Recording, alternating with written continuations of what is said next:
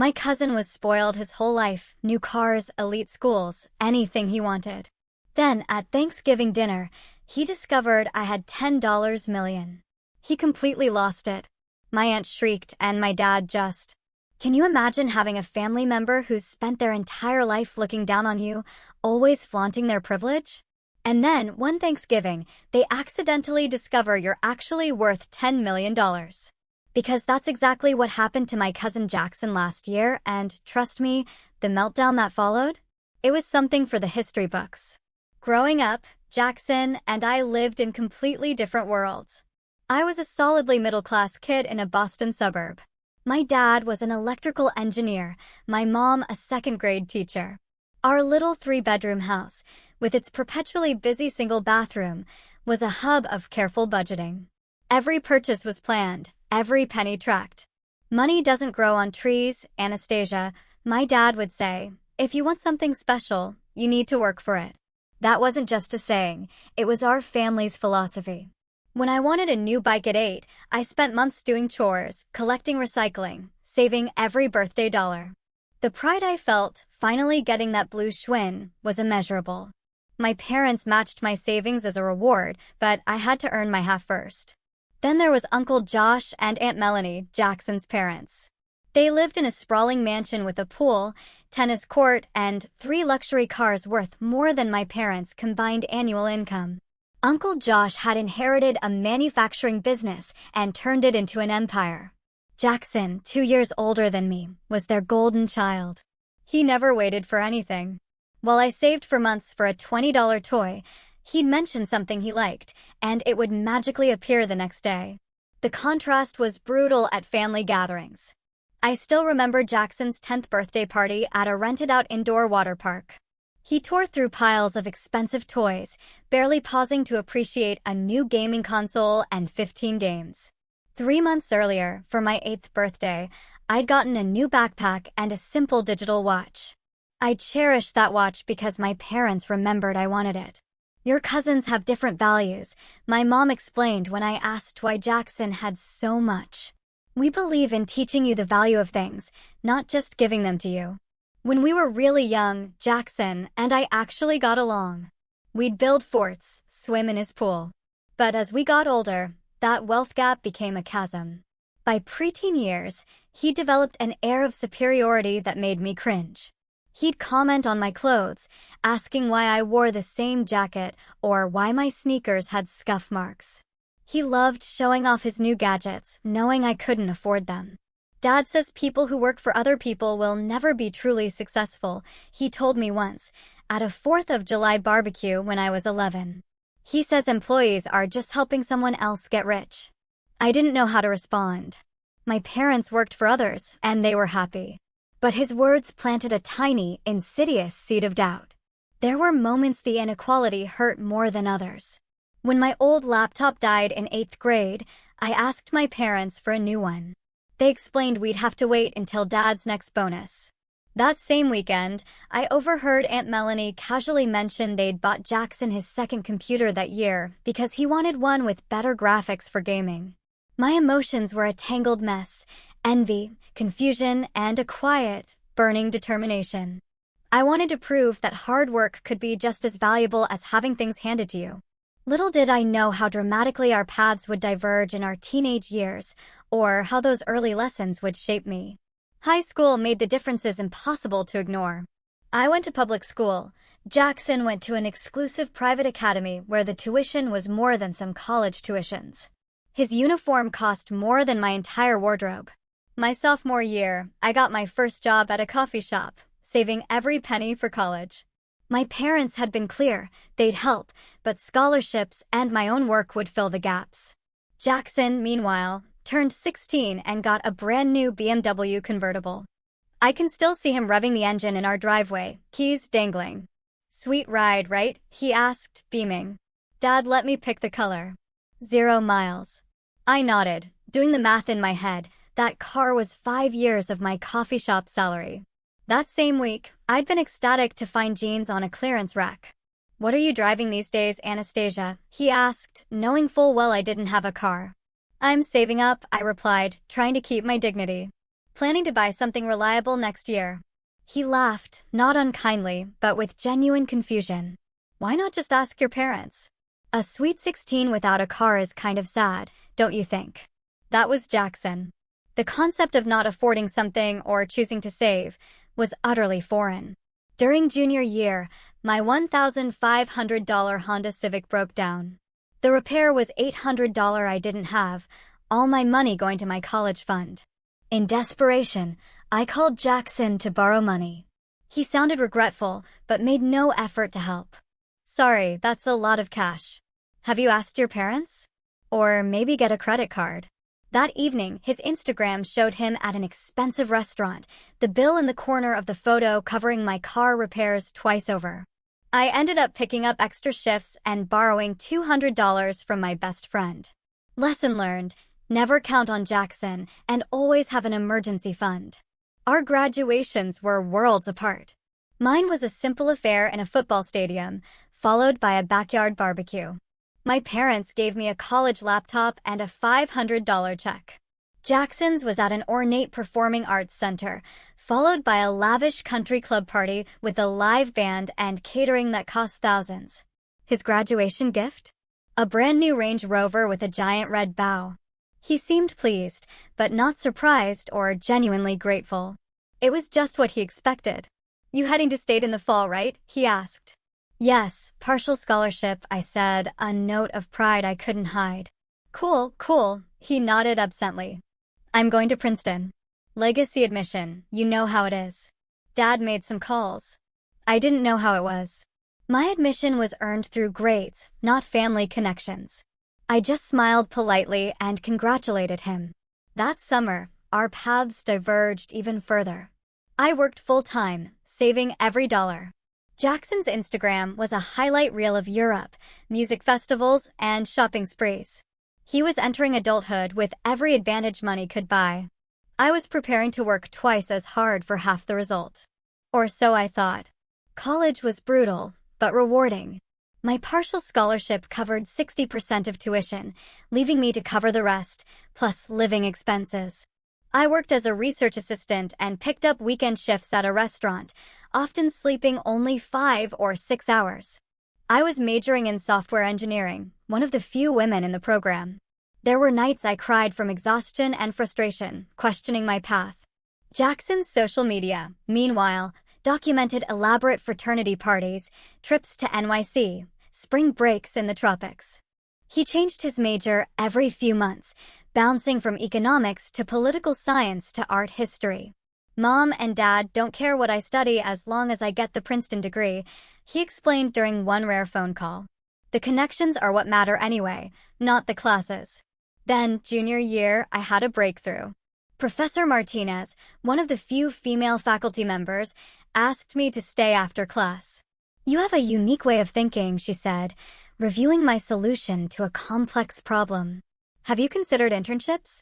I told her most prestigious ones were unpaid, a luxury I couldn't afford. She shook her head. Let me introduce you to some former students. They started a small tech company. They're looking for talented, paid interns. The following week, I interviewed with Visu, a startup creating visualization software. The founding team, 3 recent grads and a veteran developer, worked out of a converted warehouse.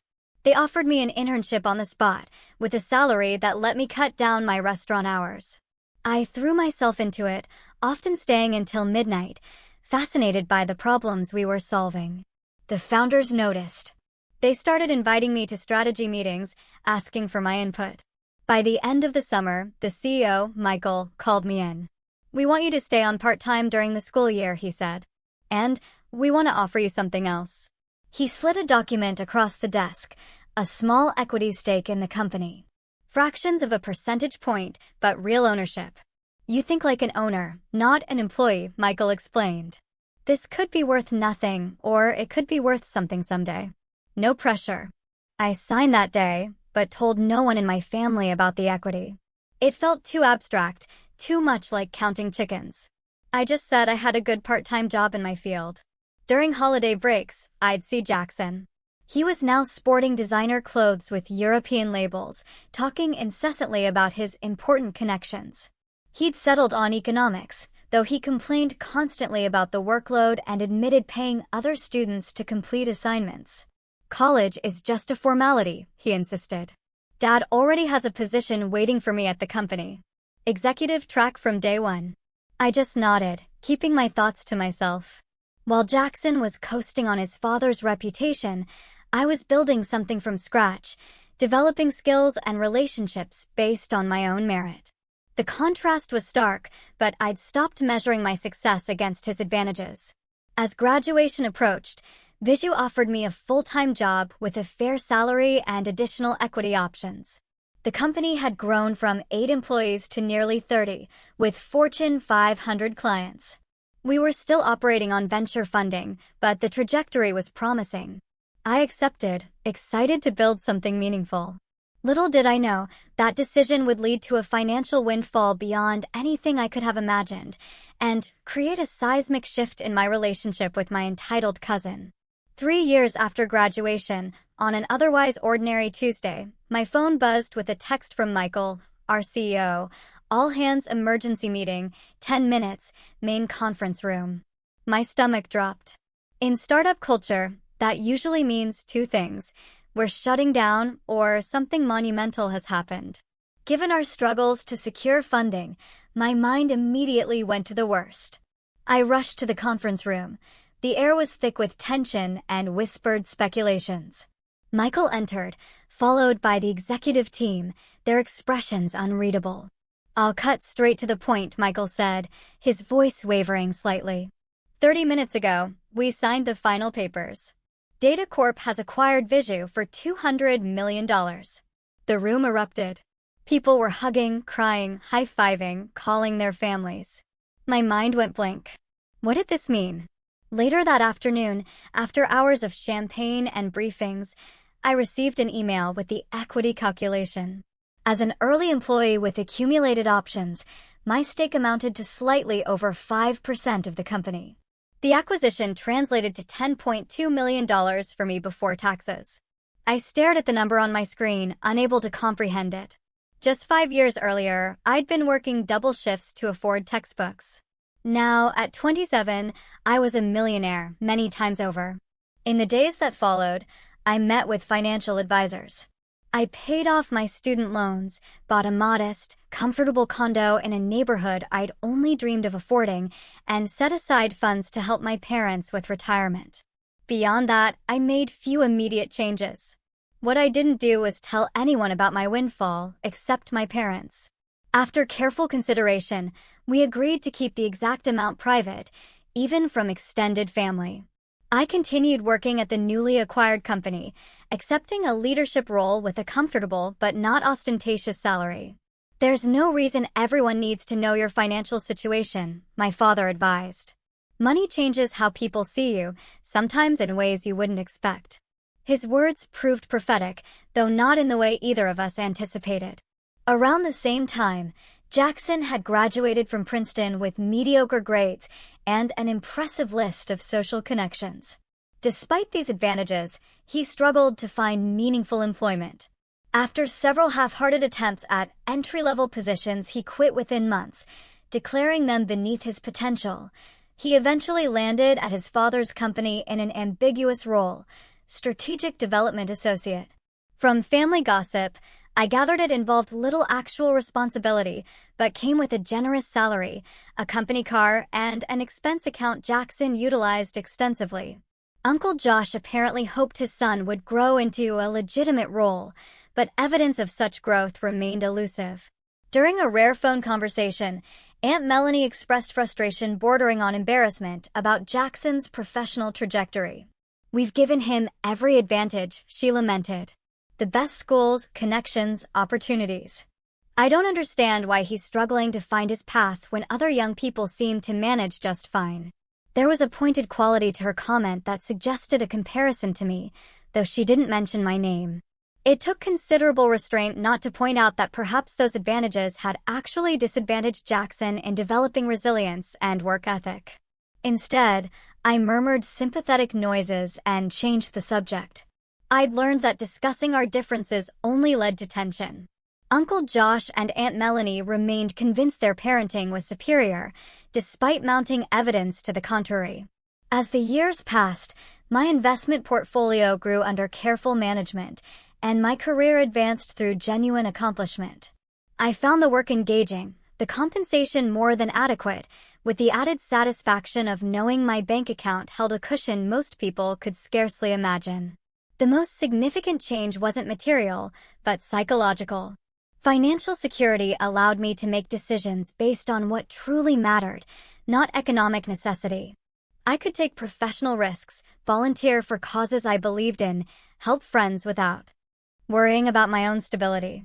Meanwhile, Jackson's Instagram feed told the story of someone desperately maintaining the appearance of success while contributing little of value. Photos of business lunches, networking events, and motivational captions about hustling seemed designed to convince others, and perhaps himself, that he was building something meaningful. The collision of our divergent paths was perhaps inevitable. I never anticipated how dramatic it would be when it finally occurred.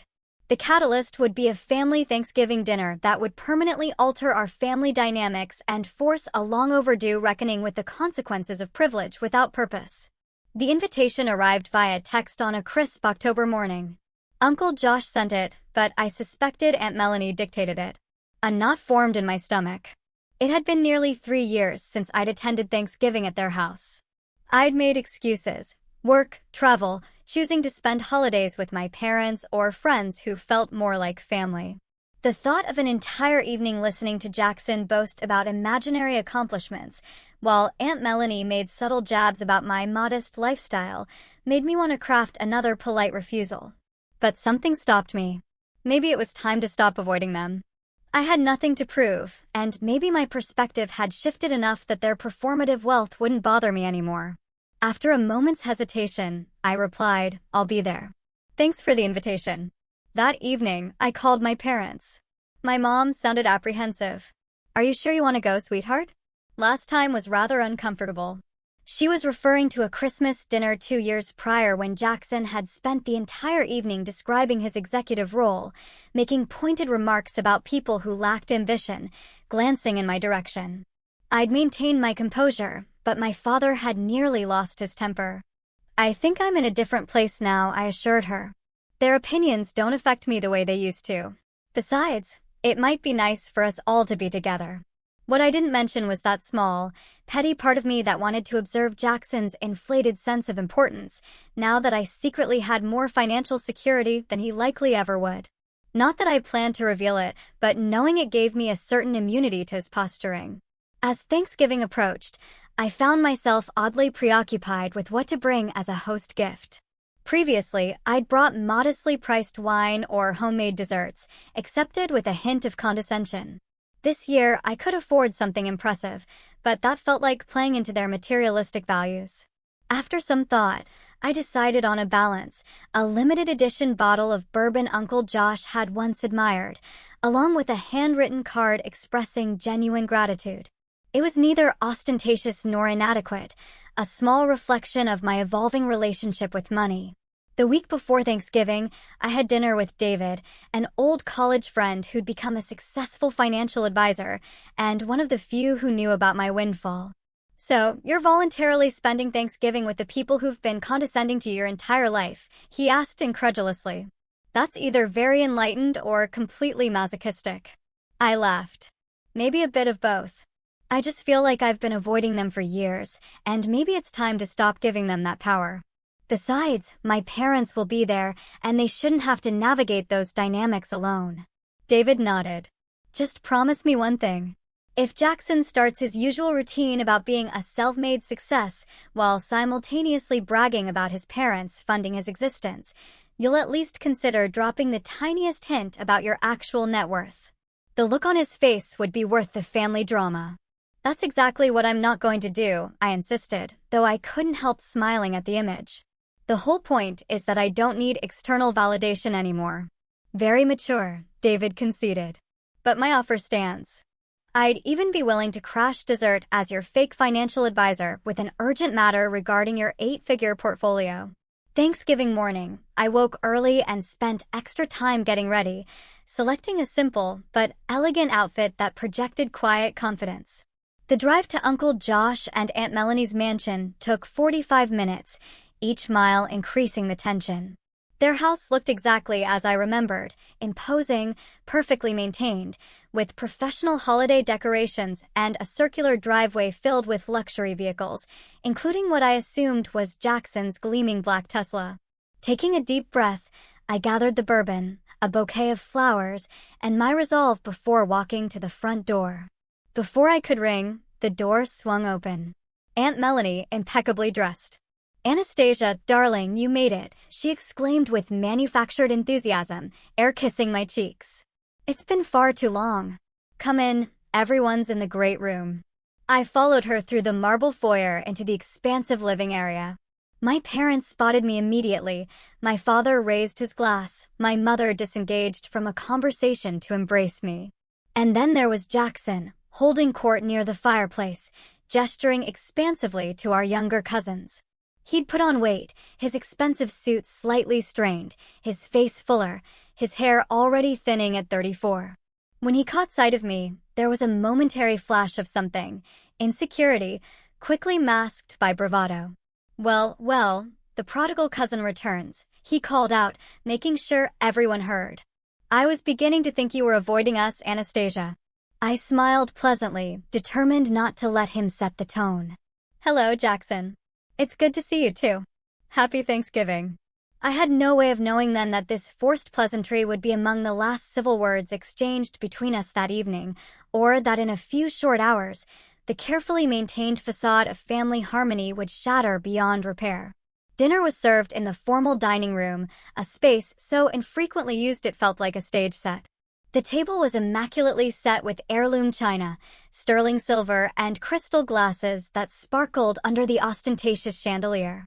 Place cards directed guests to assigned seats, a level of formality that felt excessive. I was seated between my mother and Uncle Josh's sister, Margaret, with Jackson directly across from me. My parents exchanged a knowing glance as we took our seats, my father giving me a subtle wink. Initially, conversation flowed pleasantly enough. We covered safe topics, the mild weather, recent films, mild family gossip. I actually started to think I'd overestimated the potential for discomfort. Perhaps we might actually enjoy a peaceful holiday meal. That illusion was shattered when Uncle Josh raised his glass in an impromptu toast. Before we officially begin, I'd like to recognize some exciting developments. As many of you know, Jackson has recently been promoted to Director of Strategic Initiatives at J&M Manufacturing. A murmur of congratulations circled the table. I maintained my polite smile, though I knew from industry contacts that Director of Strategic Initiatives was exactly the sort of vague title created for people with connections rather than qualifications. Furthermore, Uncle Josh continued, he's spearheading our expansion into the Asian market with a new product line he conceptualized himself. Jackson beamed, soaking in the compliments from relatives who didn't know enough to question these claims. My father caught my eye, his expression carefully neutral, but his thoughts were transparent. We both knew J&M had been trying to enter the Asian market for years without success, and any new initiative was likely the work of the actual executive team, not Josh's son. "Anastasia," Aunt Melanie turned to me with exaggerated interest. "How are things at your little tech company? Still enjoying the 9 to 5 world?" Before I could respond, Jackson interjected, "Don't be modest, Aunt Melanie. I'm sure Anastasia's role is very important." "What was the title again, cousin?" "Senior developer? Project coordinator." "I'm the integration team lead," I replied evenly. "After our acquisition, I've been managing how our technology is implemented within the parent company's existing systems." "Acquisition?" Uncle Josh perked up, business interest momentarily overriding family politics. "I hadn't heard about that. Who bought your startup?" "Data Corp acquired us last year," I said, deliberately downplaying the significance. "It's been a positive transition overall." Jackson's expression flickered, recognition of Data Corp's industry standing registered before he regained his composure. "Well, that must be nice, having a stable corporate parent. Much less stressful than real entrepreneurship, I imagine."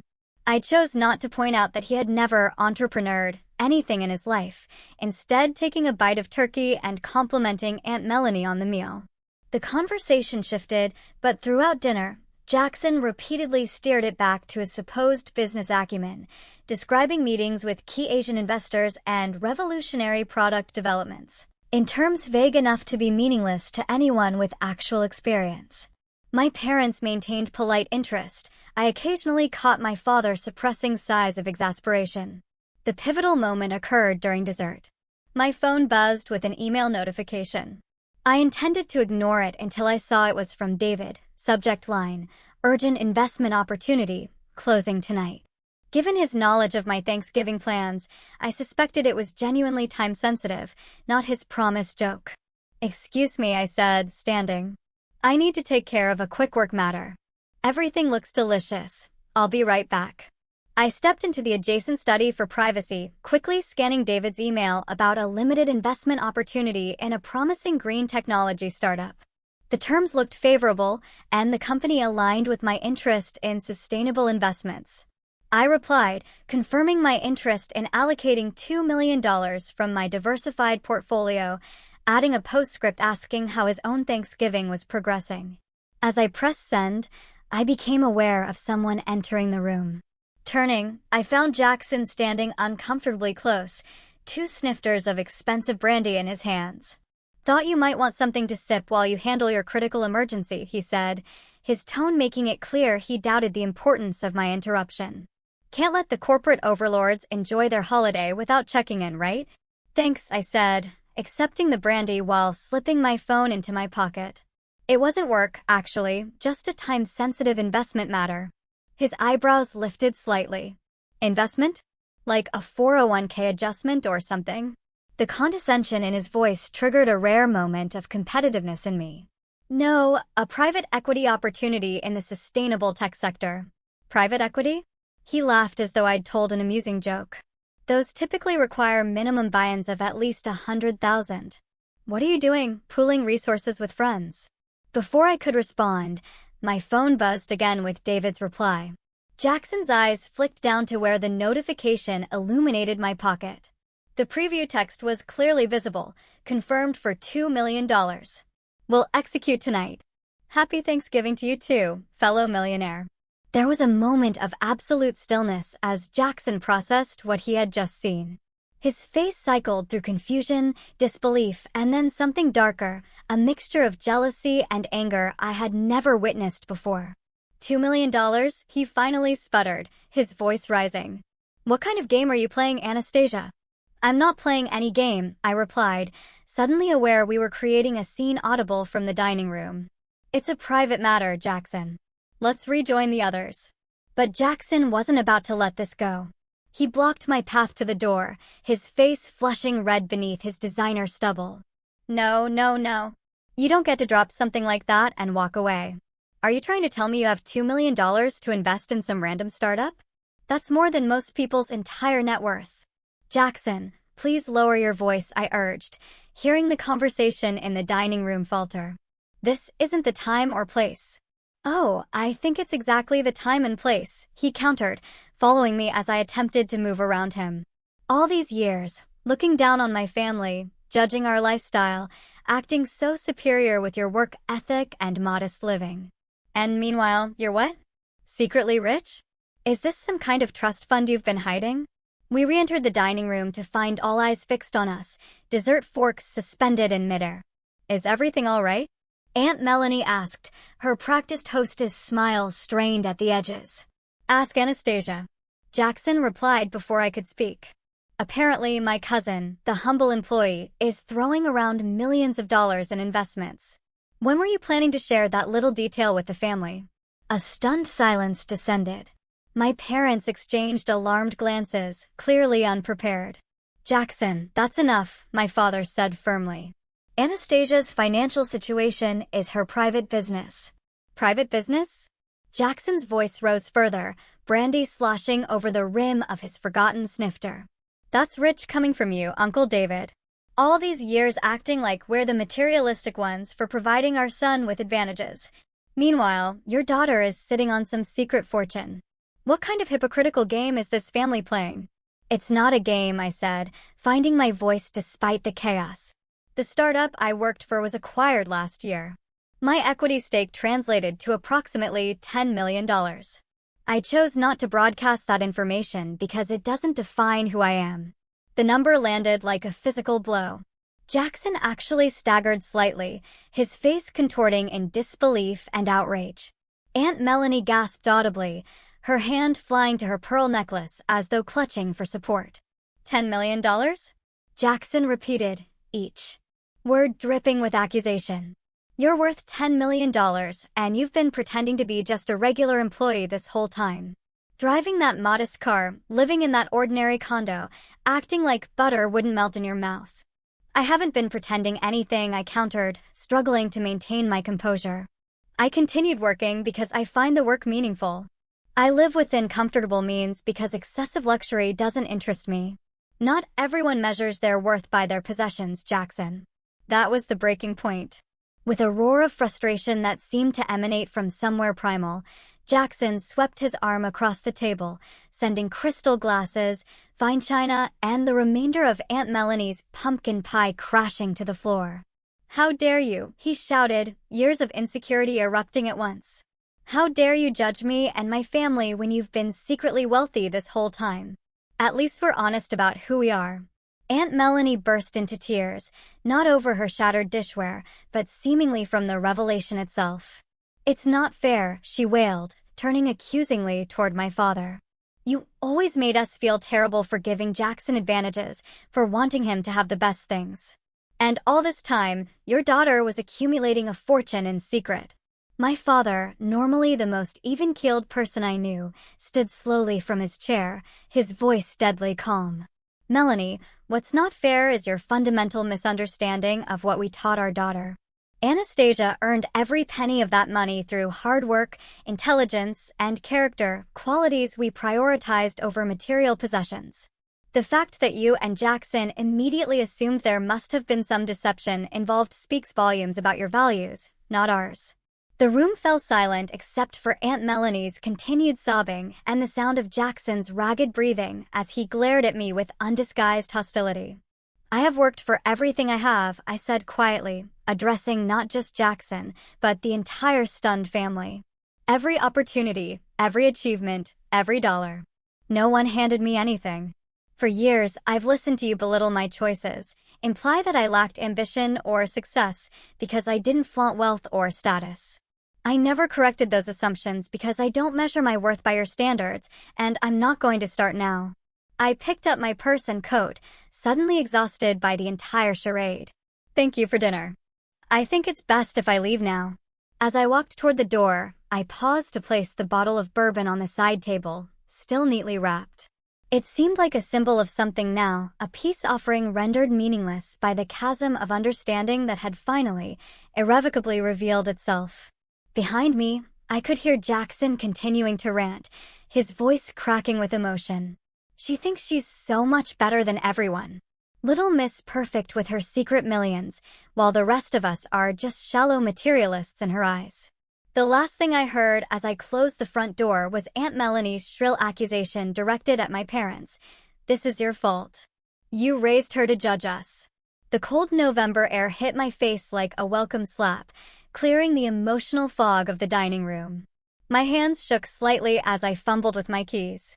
What had just happened felt momentous, a collision of worldviews that had been building for decades, finally erupting with a force that destroyed more than just Thanksgiving dinner. The drive home passed in a blur. Streetlights streaked past my windshield, distorted by tears I hadn't realized were falling. By the time I pulled into my condo's parking garage, a hollow emptiness had settled in my chest, replacing the anger and defensiveness. I wasn't upset about the revelation of my financial situation. That was bound to come out eventually. And perhaps there was even a certain relief in having it known. What devastated me was the realization that my family, the people who had known me my entire life, could so quickly reduce me to nothing more than a dollar figure, could assume deception rather than achievement, could twist something I had earned through years of dedication into something that somehow made me the villain of our family narrative. Inside my apartment, I kicked off my heels and collapsed onto the couch, not bothering with lights. The darkness matched my mood as I replayed the evening's events, wondering if I could have handled things differently. Should I have disclosed my windfall immediately? Would that have prevented tonight's explosion, or merely spread the inevitable drama over a longer period? My phone buzzed repeatedly with texts from my parents, checking I'd made it home safely and expressing their dismay. I sent brief reassurances, but couldn't muster the energy for a real conversation. Tomorrow would be soon enough to process everything together. Just as I was about to silence my phone, it rang with an unexpected caller, Uncle Josh. My finger hesitated over the screen before I finally answered. Anastasia, his voice sounded strained, older somehow than it had just hours earlier. I wanted to call and, well, I'm not exactly sure what to say, except that I'm sorry for how tonight unfolded. The apology surprised me. Uncle Josh had always been affable but distant, more concerned with appearances than genuine connection. This vulnerability was unfamiliar territory. It was an unfortunate situation all around. I replied neutrally, unwilling to accept blame, but not wanting to escalate matters further. Melanie is. He paused, searching for words. She's upset. She's always been sensitive about comparisons between our families, about parenting approaches. Finding out about your success triggered something in her. And Jackson? I couldn't help asking. A heavy sigh came through the line. Jackson is Jackson. He's never handled perceived slights well, but that's partly our fault, isn't it? We never taught him to process disappointment or measure himself by his own standards rather than others. The admission was so unexpected that for a moment, I couldn't respond. In all the years of family dynamics, I had never heard my uncle acknowledge any shortcoming in how they'd raised their son. I appreciate the call, I finally said. I think everyone needs some space right now. Perhaps after the holidays, we can try again with clearer understanding. Perhaps, he agreed, though neither of us sounded convinced. For what it's worth, I'm proud of what you've accomplished, Anastasia. Truly. After hanging up, I sat in the darkness for a long time, turning over his words, searching for the sincerity I wanted to believe was there. The next morning, I drove to my parents' house for a debrief that was equal parts emotional processing and strategic planning for future family interactions. My mother made strong coffee while my father paced the kitchen, still agitated by his sister-in-law's accusations. The nerve, he muttered for perhaps the 10th time. As if teaching you the value of hard work and character was some sort of crime against Jackson. David, my mother interjected gently. We've established that Melanie's perspective is distorted. Repeating it doesn't help anyone, least of all Anastasia. I sipped my coffee, finding comfort in their unwavering support. What happens now? Are we just supposed to pretend nothing happened the next time we see them? My father snorted dismissively, but my mother considered the question seriously. I think time will determine that. Families have weathered worse storms. But regardless of what they choose to do, you have nothing to apologize for. Your success is earned, and your choices about how to handle that success reflect values we're proud to have instilled. She reached across the table to squeeze my hand. The real question is what you want moving forward. Do you want a relationship with that part of the family? On what terms? It was a question I couldn't immediately answer, but one that would guide my reflections in the months that followed. 3 months after the Thanksgiving disaster, I received a surprising text from Aunt Melanie. Jackson started new job today. Not at family business. Entry level at marketing firm downtown. His choice. Thought you might like to know. The message, devoid of her usual emotional manipulation or passive aggression, seemed like an olive branch. I responded with simple encouragement. That's a big step. Wishing him well. Through the family grapevine, I later learned more details. After the Thanksgiving revelation, Jackson had apparently gone through something of an identity crisis, culminating in a decision to try building a career without his father's connections or financial support. It was the first job he'd ever gotten entirely on his own merits. And despite the entry-level position being a significant step down from his fabricated executive role, there was word he was actually applying himself with unexpected diligence. Meanwhile, I had been doing some soul-searching of my own. The financial security that had once seemed like a private victory now felt like it carried responsibility. After consultations with financial advisors and considerable thought, I established a scholarship fund for first-generation college students studying technology fields, specifically those who were working while pursuing their education. The initial endowment was $2 million, enough to support 10 students annually with tuition and stipends. I named it after my parents, honoring the values they had instilled in me rather than seeking personal recognition. When the local paper ran a small piece about the new scholarship, I sent the clipping to my extended family without comment. It wasn't about proving anything to them, but rather about demonstrating through actions what wealth meant to me, an opportunity to create opportunity for others. A full year passed before I saw Jackson again. It was at a cousin's wedding, neutral territory where family politics were temporarily suspended. He approached me during the reception, noticeably thinner than at Thanksgiving. His designer suit replaced by something more modest, but better fitting. "Hey," he said awkwardly, extending his hand. "It's been a while." I shook it, searching his face for signs of the hostility that had defined our last encounter. Instead, I found something unexpected: humility.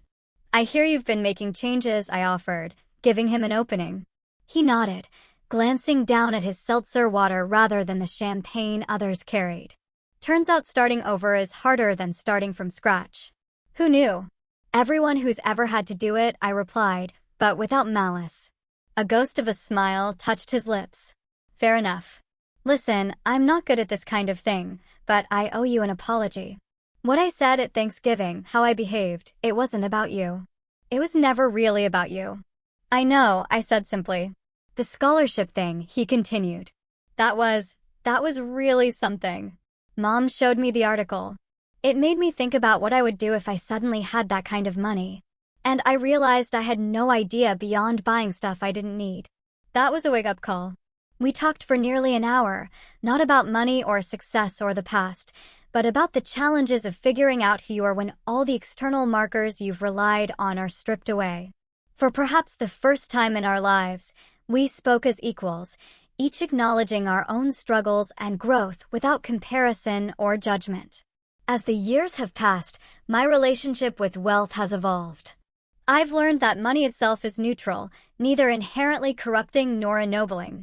What matters is the relationship we choose to have with it, the values that guide our decisions about earning, spending, saving, and sharing. The jealousy I once felt watching Jackson get handed everything now seems like wasted energy. In truth, I was given something far more valuable than material advantages. I was given the chance to discover my own strength, to build confidence through achievement rather than acquisition, to find satisfaction in effort rather than entitlement. And Jackson? He's still figuring things out, still untangling the complicated legacy of privilege without purpose. We're not close, but there's a mutual respect that was impossible before. Sometimes the greatest gifts require the most painful unwrapping. The $10 million changed my life, but not in the ways most people might expect. The true freedom it provided wasn't freedom from work or worry, but freedom from external validation, from the need to prove my worth through possessions or titles, or the approval of others who measure success by different standards. True wealth, I've discovered, isn't about what you have, but what you value. It's about building a life aligned with your deepest principles, rather than others' expectations. It's about recognizing that being handed everything often means developing nothing within yourself, while earning your way means becoming someone who can never be diminished by circumstance or others' opinions. If you've ever felt like the underdog in your family, or watched others get handed opportunities you had to fight for, remember that the struggles that seem unfair are often the very experiences developing your most valuable qualities. The things we work hardest for become the foundations we can never lose. So, what would you have done in my shoes? Would you have kept your wealth a secret, or would you have dropped that bombshell much sooner? Let me know in the comments below. I'm really curious to hear your thoughts.